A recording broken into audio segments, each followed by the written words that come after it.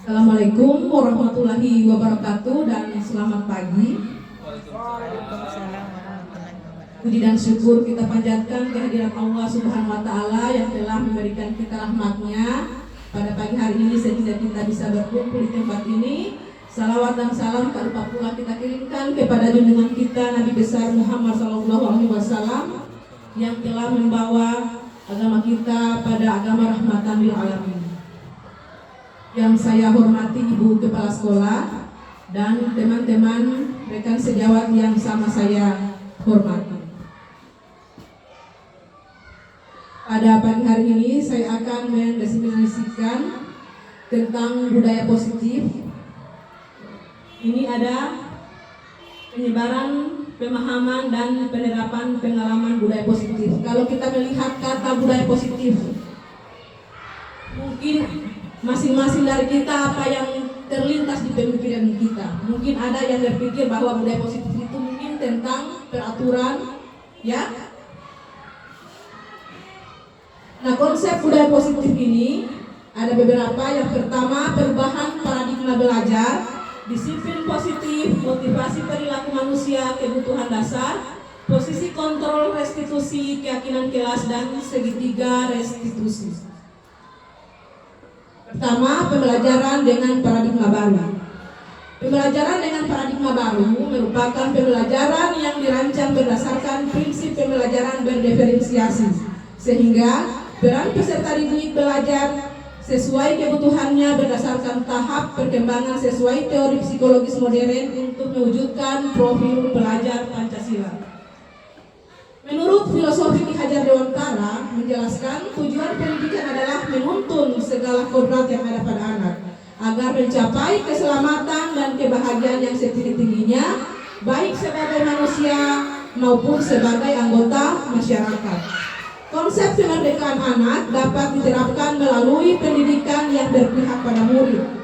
Pola pendidikan yang seperti ini dapat mengembangkan kualitas sumber daya manusia yang dibutuhkan di era modern sesuai profil pelajar Pancasila.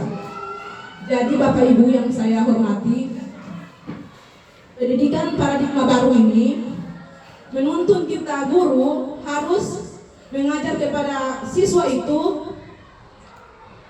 tidak lagi seperti konsep-konsep dulu bahwa pembelajaran berpusat pada guru. Sekarang kita dituntun bagaimana kita menjadikan murid itu sebagai subjek dalam pembelajaran. Jadi kita harus menuntut siswa sehingga siswa itu bisa mencapai kemerdekaannya.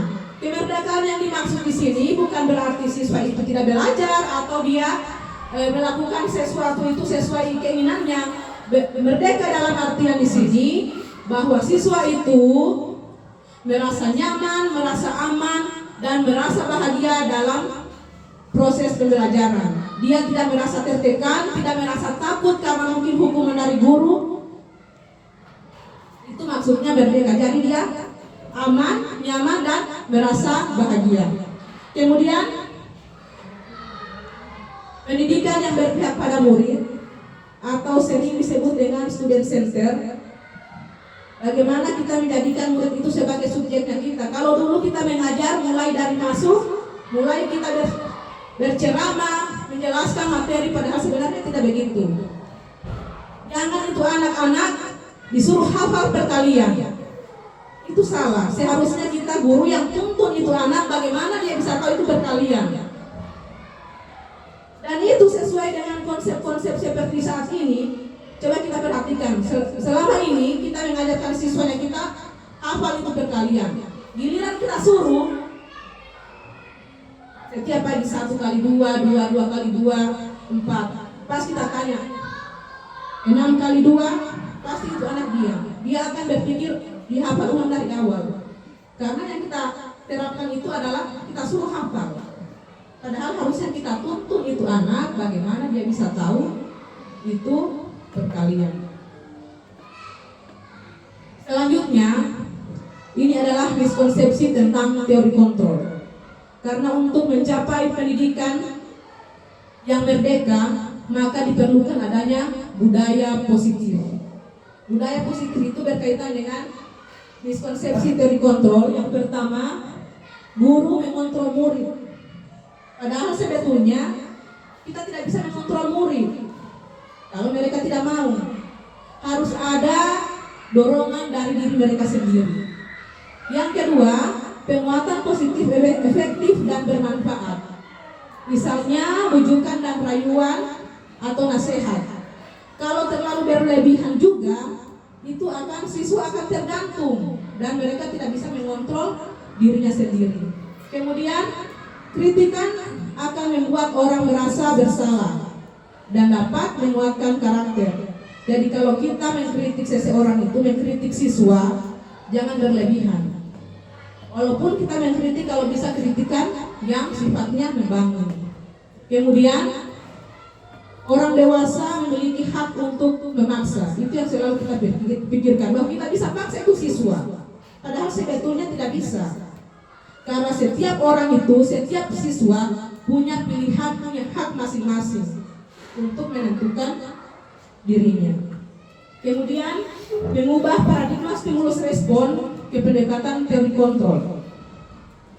Yang pertama, realitas kebutuhan kita sama. Itu yang kita pikirkan, bahwa kebutuhannya kita sama. Padahal sesungguhnya kebutuhan setiap orang itu berbeda. Yang kedua, kita berpikir semua orang melihat hal yang sama. Padahal sesungguhnya setiap orang memiliki gambaran yang berbeda-beda. Kita saja satu sekolah, 20 orang, 20 siswa, satu kelas, 20 pemikiran, tidak sama itu satu kelas, tidak sama kita di sini di lingkungan sekolah. Kemudian kita mencoba mengubah orang agar berpandangan sama dengan kita. Harusnya kita berusaha bagaimana kita memahami pandangan orang lain tentang dunia. Jangan kita paksakan apa yang kita pikirkan harus orang lain juga pikirkan. Tidak bisa, karena setiap orang itu berbeda. Kemudian perilaku buruk dilihat sebagai suatu kesalahan. Tidak bisa, karena semua yang kita lakukan itu pasti punya alasan, punya tujuan. Makanya untuk menciptakan budaya positif itu, misalnya siswa kita dalam melakukan kesalahan, tidak bisa kita langsung marah. Kita tanya dulu, kenapa sampai berkelahi, kenapa sampai dia ganggu temannya, karena pasti ada alasannya. Nah sekarang kita lanjut ke disiplin positif. Kebanyakan orang menghubungkan kata disiplin dengan kata tertib, teratur, dan kepatuhan. Kata disiplin juga sering dihubungkan dengan hukuman. Padahal itu sungguh hal yang berbeda. Karena belajar tentang disiplin positif tidak harus dengan memberi hukuman. Bahkan kalau perlu, hukuman itu ditiadakan. Ki Hajar Dewantara menyatakan bahwa di mana ada kemerdekaan, disitulah harus ada disiplin yang kuat. Disiplin yang dimaksud adalah disiplin diri yang memiliki motivasi internal. Jika kita tidak memiliki motivasi internal, maka diperlukan pihak lain untuk mendisiplinkan kita. Itulah yang dinamakan dengan motivasi eksternal. Menurut Dian Negosen, disiplin diri dapat membuat seorang menggali potensinya, menuju kepada sebuah tujuan mulia, sesuatu yang dihargai dan bermakna. Dengan kata lain, disiplin diri juga mempelajari bagaimana cara kita mengontrol diri dan bagaimana kita menguasai diri kita untuk memilih tindakan yang mengacu pada nilai-nilai kita agar tercapai tujuan mulia. Dengan kata lain, seorang yang memiliki disiplin diri berarti mereka bisa bertanggung jawab terhadap apa yang dilakukannya, karena mereka mendasarkan tindakan mereka pada nilai-nilai kebajikan universal. Dan sebagai seorang pendidik, tujuan kita adalah menciptakan anak-anak yang memiliki disiplin diri sehingga mereka bisa berperilaku dengan mengacu pada nilai-nilai kebajikan universal dan memiliki motivasi intrinsik bukan ekstrisik. Ini adalah motivasi perilaku manusia.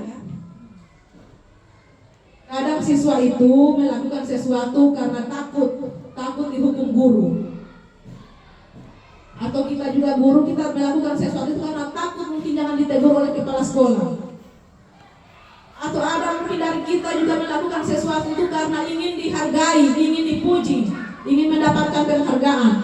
Nah, itu adalah termasuk dari motivasi ekstrinsik, berarti dia melakukan sesuatu itu karena ada yang dia mau atau karena dia takut. Kemudian motivasi intrinsik, maksudnya kita melakukan sesuatu itu kita sadar bahwa untuk menjadi orang yang kita ingin dan dihargai dengan nilai-nilai yang kita percaya. Jadi kita melakukan bukan karena dari luar, bukan karena kita takut atau kita ingin mendapatkan penghargaan. Betul-betul itu lahir dari dalam diri kita. Contohnya, kita datang tepat waktu. Kita tahu dan kita sadar bahwa datang tepat waktu itu merupakan tanggung jawabnya kita. Bukan karena kita takut nanti ditegur kepala sekolah. Begitu juga siswa. Jadi memang lahir dari dalam dirinya kita. Ini adalah nilai-nilai kebajikan yang ada dalam profil pelajar Pancasila: beriman, bertakwa pada Tuhan Yang Maha Esa, dan berakhlak mulia, mandiri, bernalar kritis, berkebinekaan global, gotong royong, dan kreatif. Dan ini bisa kita lihat. Silakan Bapak Ibu melihat sendiri, banyak di sini contoh nilai-nilai kebajikan universal. Selanjutnya, kebutuhan dasar manusia. Kebutuhan dasar manusia adalah segala sesuatu yang kita lakukan untuk mendapatkan yang kita inginkan. Kebutuhan dasar manusia itu ada 5. Yang pertama, bertahan hidup. Contohnya, kita perlu makan, kita perlu pakaian, tempat tinggal. Yang kedua, kasih sayang dan rasa diterima. Contohnya, rasa ingin diterima, rasa dipedulikan, rasa ingin berbagi. Kemudian penguasaan, contohnya harga diri, keinginan untuk dianggap dan memimpin. Selanjutnya kebebasan, contohnya mandiri, memiliki pilihan. Kesenangan, misalnya bermain, humor. Jadi untuk menciptakan budaya positif di lingkungan sekolah atau di lingkungan kelas, kita harus melihat kebutuhan dasar siswa-siswa kita. Misalnya, dia mengganggu temannya. Kira-kira apa yang diinginkan siswa itu? Mungkin dia ingin bebas. Jadi kita memberikan restitusi kepada siswa itu harus ada, kita melihat dari 5 kebutuhan dasar itu. Tidak langsung siswa itu dimarah, langsung ditegur, tidak. Panggil dia, ajak bicara, tanyakan alasannya, kemudian tanyakan keyakinan kelas apa yang dia langgar. Ini adalah pendekatan disiplin. Yang pertama, hukuman. Hukuman itu sifatnya tidak terencana atau tiba-tiba, dan murid tidak tahu apa yang akan terjadi. Jadi kalau siswa misalnya berkasus, kita langsung beri hukuman. Kemudian konsekuensi. Konsekuensi itu sifatnya terencana karena dia itu bagian dari peraturan. Yang jelas kalau kita buat peraturan pasti ada konsekuensinya. Yang ketiga adalah restitusi. Restitusi ini proses menciptakan kondisi bagi murid untuk memperbaiki kesalahan. Jadi pendekatan disiplin yang paling tepat itu adalah dengan cara restitusi, bukan dengan cara hukuman ataupun pemberian konsekuensi. Nah ini Bapak Ibu bagaimana, masih semangat? Masih dong. Oke, makasih. Ini adalah 5 posisi kontrol guru. Jadi di sini kita lihat ada menghukum, pemantau, teman, manajer, dan pembuat merasa bersalah. Kalau penghukum itu misalnya siswa berkasus, kita langsung kita langsung memberikan hukuman kepada dia. Nah ini ada saya kasih contoh. Kasusnya siswa tidak mengerjakan tugas. Kalau kita sebagai guru berposisi sebagai penghukum, misalnya kita langsung hukum, lari keliling lapangan sebanyak 5 putaran, atau suruh berdiri siswa di depan. Kemudian posisi membuat merasa bersalah.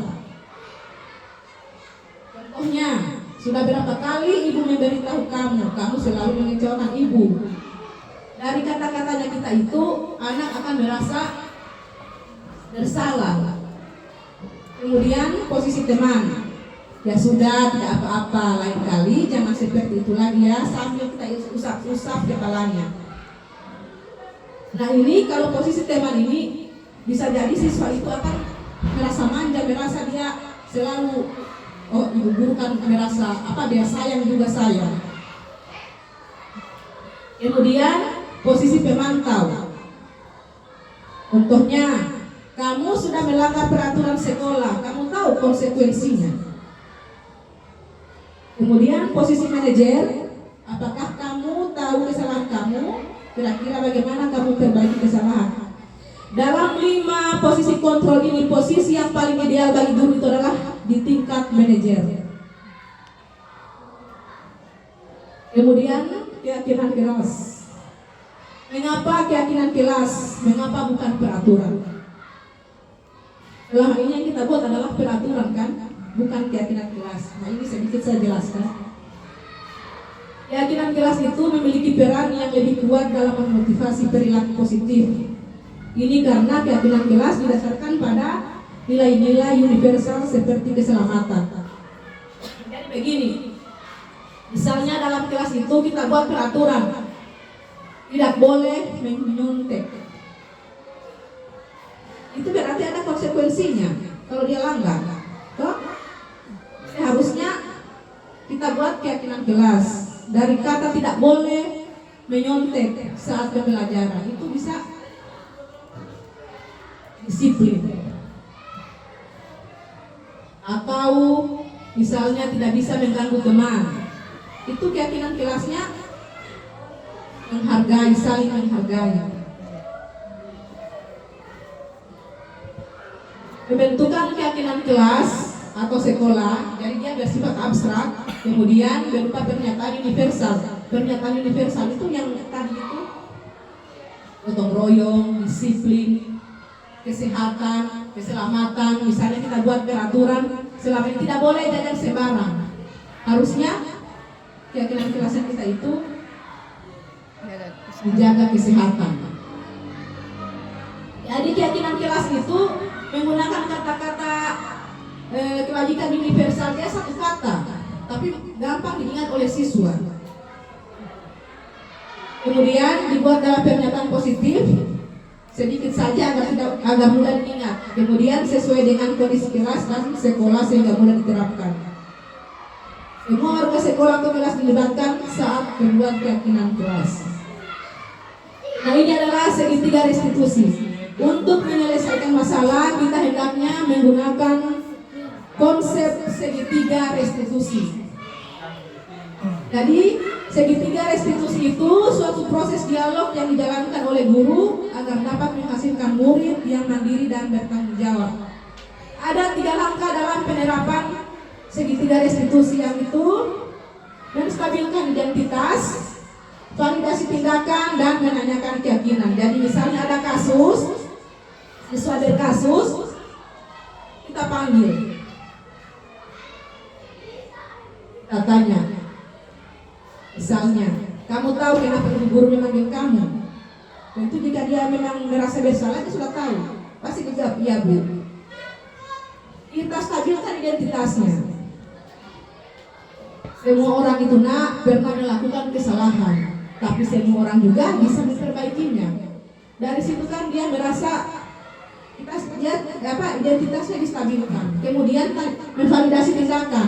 Tanyakan, kalau bisa ibu guru tahu kenapa kau berkelahi dengan temannya, pasti dia punya alasan. Jadi seperti itu. Kemudian kita tanyakan keyakinan. Nah, keyakinan kelas apa yang kau langgar? Makanya itu setiap kelas itu harus membentuk atau membuat keyakinan kelas. Begitu juga sekolah harus membuat keyakinan sekolah. Bukan lagi peraturan, tapi keyakinan sekolah atau keyakinan kelas. Nah, seperti ini menstabilkan identitas. Contohnya, berbuat salah itu wajar, tidak ada manusia yang sempurna. Kemudian validasi tindakan. Ini berdasarkan prinsip setiap perilaku berupaya memenuhi suatu kebutuhan tertentu. Seperti yang saya sudah sampaikan tadi, bahwa setiap yang kita lakukan itu pasti punya alasan, pasti punya tujuan. Itu yang harus kita tanya sama siswa. Kalau dia misalnya melakukan satu pelanggaran atau melakukan satu kasus, pasti dia punya alasan. Kemudian menanyakan keyakinan. Nah, apa keyakinan kelas kita? Misalnya tadi dia berkelahi dengan temannya, berarti keyakinan kelasnya dia tidak menghargai atau tidak mengenai menghargai dan menyayangi sesama manusia. Oke, terima kasih. Itu saja yang bisa saya sampaikan pada pagi hari ini. Selanjutnya, jika ada pertanyaan, silahkan bertanya dan kita lanjut membentuk keyakinan sekolah.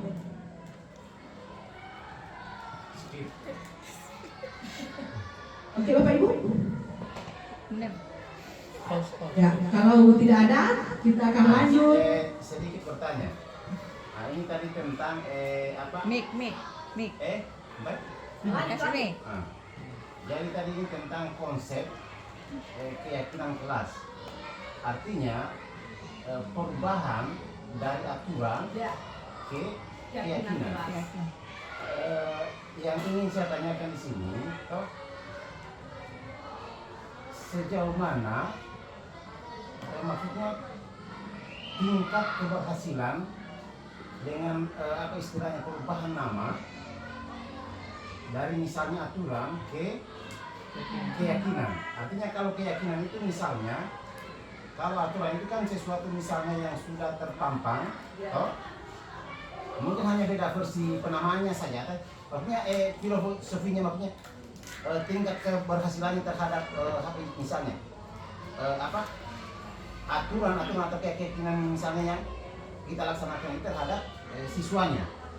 Jadi, ya, oke, saya paham.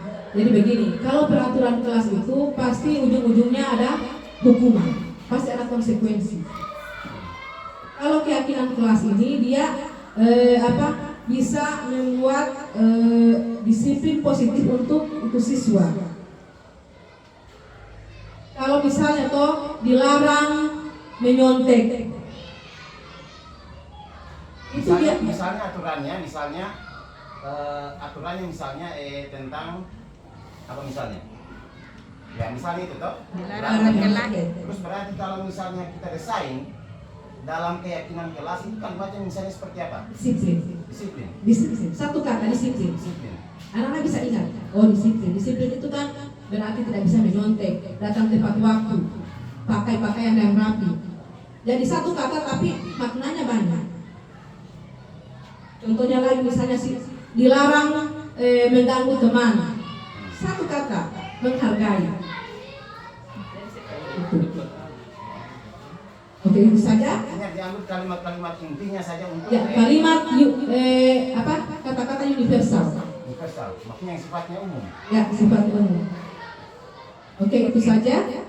Selanjutnya kita next dalam pembuatan keyakinan sekolah. Dan sebelum saya tutup, saya mengucapkan terima kasih atas kesempatan yang sudah diberikan kepada saya dengan mengucapkan wabillahi taufiq wal hidayah. Wassalamualaikum warahmatullahi wabarakatuh.